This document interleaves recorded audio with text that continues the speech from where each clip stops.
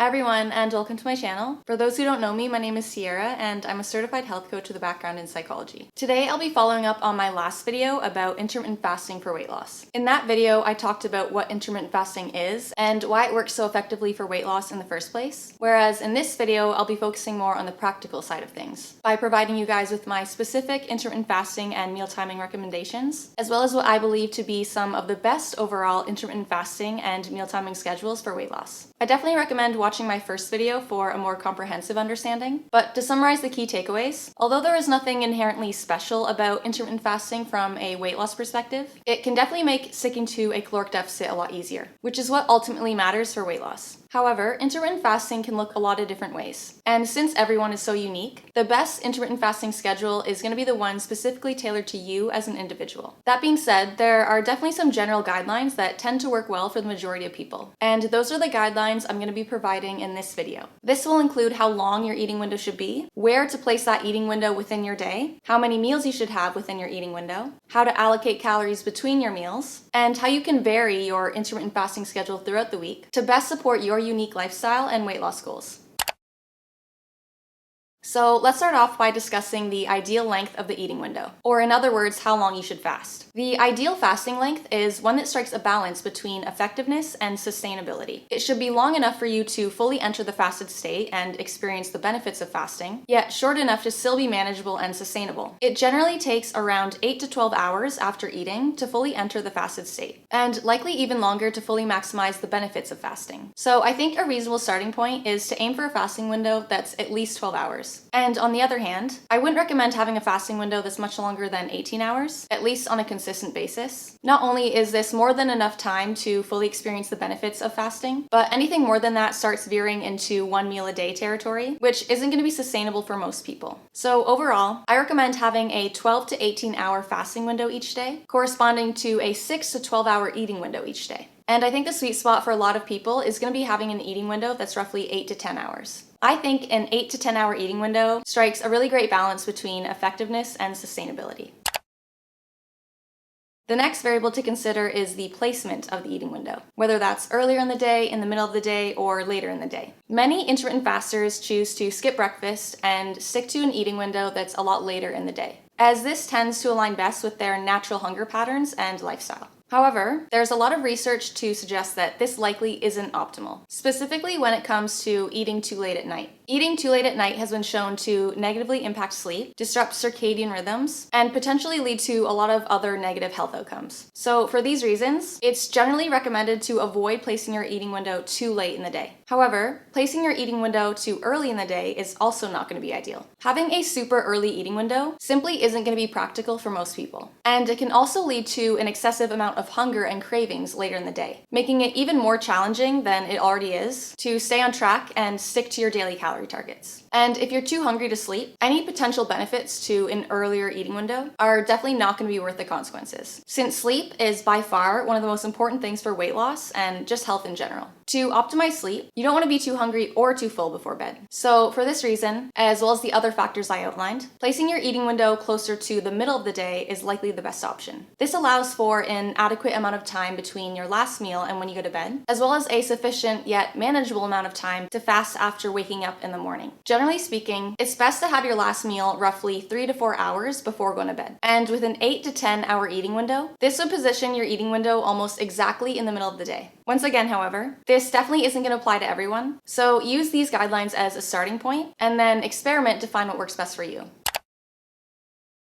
Now let's talk about the ideal number of meals to have within your eating window. As discussed in my last video, most people want to eat bigger, more satiating meals. But assuming you want to keep calories equal, the bigger you make your meals, the fewer meals you can have, and the longer you have to go between them. So we want to find the right balance between meal size and meal frequency. Generally speaking, regardless of your weight loss goals and whether you're intermittent fasting, this is how I personally like to categorize meal frequency. Eating 1 or 2 times a day is considered a low meal frequency. Eating 3 to 4 times a day is considered a moderate meal frequency. And eating 5 to 6 times a day or more is considered a high meal frequency. And like most things in life, a balanced approach to meal frequency is usually best, which typically translates to a moderate meal frequency of 3 to 4 meals per day, which often looks like having 3 main meals and maybe a snack. However, your ideal meal frequency will also depend on your goals and your overall calorie targets. Higher calories are often easier to manage with higher meal frequencies, whereas lower calories are often easier to manage with lower meal frequencies. And since weight loss requires lower calories, a slightly lower meal frequency tends to be a lot more manageable for most people. So based on all of these factors, I think a solid recommendation for weight loss is to aim for 2 to 4 meals per day, and typically on the lower end of that range if you're practicing intermittent fasting, since you simply have less time to eat. For example, attempting to consume 4 meals within an 8-hour eating window would require eating every 2 hours, which definitely isn't necessary. Most people actually start feeling hungry again around 3 to 5 hours after eating a normal sized meal. While larger meals may prolong this slightly, the eventual drop in blood sugar levels tends to trigger hunger around that time, regardless of the size of your last meal. So if you really want to optimize blood sugar balance and hunger management most effectively, it's probably ideal to eat every 4 hours or so, which would translate to eating roughly 3 times within an 8 to 10 hour eating window.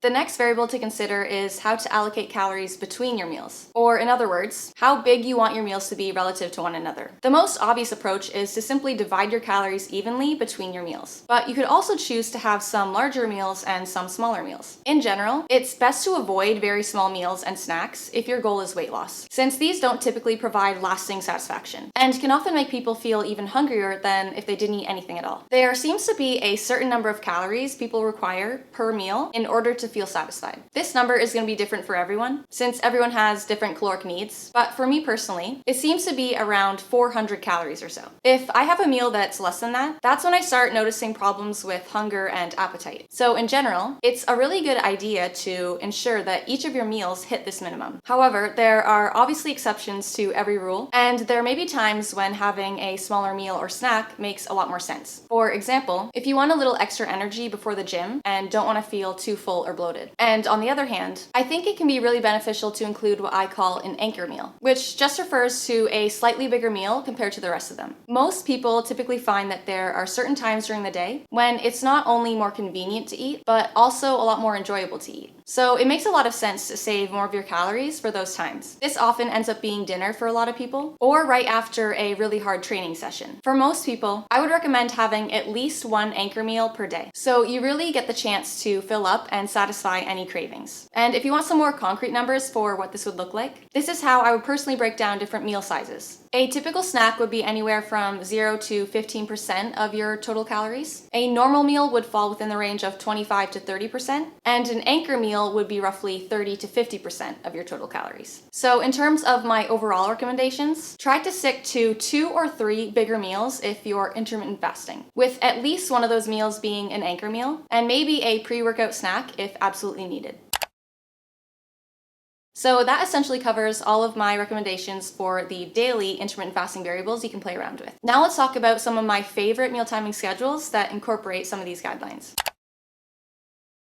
The first schedule I really like is 3 main meals within an 8 to 10 hour eating window placed in the middle of the day. Assuming you wake up around 6 or 7, this would look like having breakfast around 10 a.m., lunch around 2 p.m., and dinner around 6 p.m., likely finishing your eating window around 7. Not only does this schedule involve the ideal time to wait between meals and before bed, but it's also great for the average person because it maintains the typical breakfast, lunch, and dinner structure while still offering the benefits of intermittent fasting. Since I really like having something sweet after dinner, which is something I know a lot of people can relate to, I prefer making dinner my biggest meal of the day, or my anchor meal. This way, I save enough calories for a dessert, and it prevents me from having any issues with hunger or cravings late at night, which, like I've said, is the time most people tend to struggle. This schedule also aligns really well with some of the most common training times, whether that's first thing in the morning, during your lunch break, or in the evening before dinner. Not only does it free up the option of training first thing in the morning or during your lunch break, but it also eliminates the need for any extra pre-workout snacks. For example, if you try to work out in the evening after finishing your lunch 5 to 6 hours ago, you'll likely feel the need to snack at that point. But with this schedule, your lunch is now close enough to your workout to serve as your pre-workout meal. The only thing you might struggle with is training fasted first thing in the morning, but I'll get to that in just a little bit.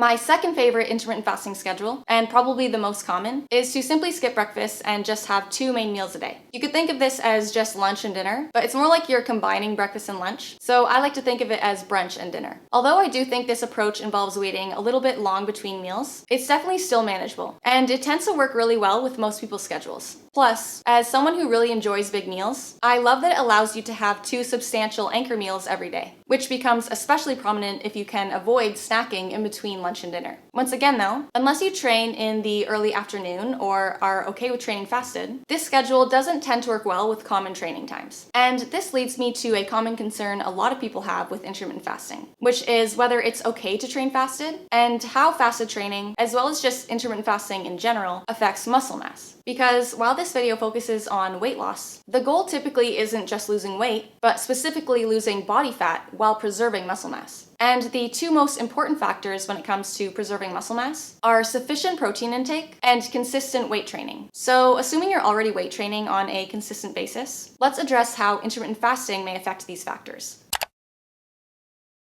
When it comes to protein intake, the most important thing by far is to simply get enough total protein throughout the day, regardless of when that protein is consumed. So obviously, you can still do that while intermittent fasting. However, research does show that it's ideal to maintain elevated levels of protein synthesis as much as possible, which is best achieved by spreading your protein intake more evenly throughout the day. This is a common argument against intermittent fasting, especially from people in the bodybuilding and weightlifting community, since eating in a condensed eating window essentially limits the total number of protein synthesis spikes you can achieve throughout the day. However, the difference this makes is actually very small and is probably not going to be noticeable for most people, especially when it comes to people who are following more moderate intermittent fasting schedules. As long as you're sticking to the guidelines I outlined in this video, which include getting enough total protein overall and avoiding very extreme intermittent fasting approaches like 1 meal a day, I would argue that this isn't something you need to worry about at all. And the same thing applies to fasted training. Although it would be ideal to have some amino acids in your bloodstream during training, as long as you're not fasting for too long after your workout and are getting enough total amino acids throughout the day, training fasted is completely fine. However, what you do need to worry about is how fasted training affects your overall energy levels and performance. If training fasted affects your energy levels and performance, this will definitely affect your ability to preserve muscle mass. I'm going to make a future video about how to optimize your nutrition around your training, but generally speaking, the most important takeaway is that everyone is very different, and what ultimately matters is how you personally feel. Some people feel absolutely fine training fasted and even prefer it. So if that's the case for you, there is absolutely no reason to avoid training fasted. However, a large portion of you are going to be more like me and actually don't feel very good training fasted. It's not like it's impossible for me to train fasted, but my performance is never as good as when I eat something before my workout. This is why I typically train a little bit later in the day, either a couple hours after breakfast or lunch. However, there may be some of you who either have to train in the morning or just really want to. So what should you do if that's the case? Quite frankly, something obviously has to give.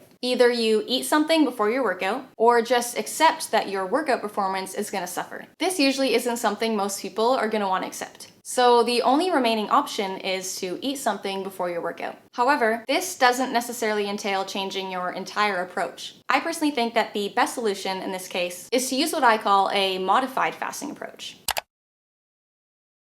With a modified fasting approach, you essentially keep everything the same and just add a small protein shake in the morning. So based on the schedules I discussed earlier, this could look like having 3 main meals plus a pre-workout snack in the morning, or having 2 main meals plus a pre-workout snack. I generally find that it's easier to wait for your first meal when you train in the morning and also have some protein. So 2 meals tend to become a lot more manageable in this case, but both approaches can work really well. Although you may not want to eat something in the morning, it may be the most worthy compromise, and you're really not eating that much. In fact, eating too much before an early morning workout would also negatively impact performance, since you're simply not going to have the time to digest a large meal. So by adding just a small protein shake before your workout, maybe around 100 to 200 calories or so, not only will you be optimizing your performance, but you'll also be optimizing muscle protein synthesis. Like I said, although I don't think this is something most people have to worry about, it still may be relevant to those of you who are interested in bodybuilding or simply building as much muscle as possible. And it doesn't even need to be something you do every day. You can choose to save this strategy for your really intense training days or just the days you feel like you really need it. So all things considered, it's a relatively small compromise to make if it means maintaining muscle mass and feeling good during your workouts. Which brings me to one of the most important points I want to make in this video.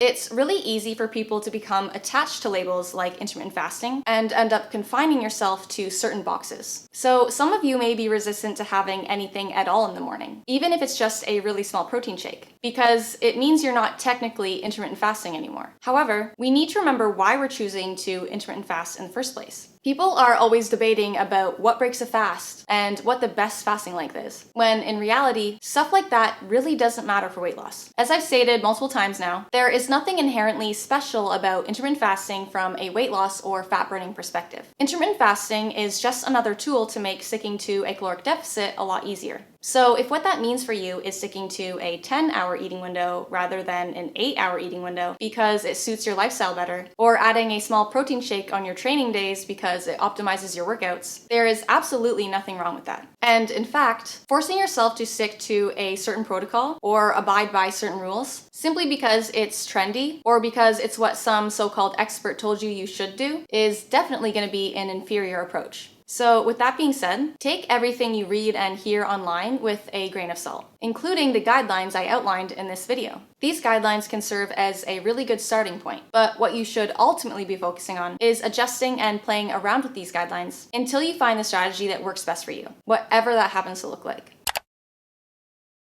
And that basically covers my specific intermittent fasting and meal timing guidelines, as well as what I believe to be some of the best intermittent fasting and meal timing schedules when it comes to weight loss, at least in terms of a daily schedule. Since intermittent fasting isn't just confined to a single day though, there are also several day-to-day factors to consider. For example, you may not want to fast every single day, or you may want to have some days where you fast a lot longer than others. My original plan was to also go over those guidelines in this video, but once again, I always tend to underestimate how much I have to say, so I'm gonna save talking about my day-to-day or weekly intermittent fasting guidelines for my next video. I'm specifically gonna focus on using slightly longer fasts, such as 24-hour fasts, how often you should do them, what the benefits and risks are, and how I personally incorporated longer fasts into my routine to finally lose my last 20 pounds and keep them off for good. So if any of that sounds interesting to you, definitely hit that subscribe button and stay tuned for my next video. And as always, if you feel like you could benefit from receiving any extra help with achieving your weight loss goals, that is exactly what my weight loss coaching services are here for. My goal is not only to help you lose weight and achieve the lifestyle you've always wanted, but to provide you with the knowledge, skills, and resources you need in order to sustain those results for the rest of your life. So if that sounds like something you may want to pursue, definitely don't hesitate to shoot me an email or reach out to me on Instagram.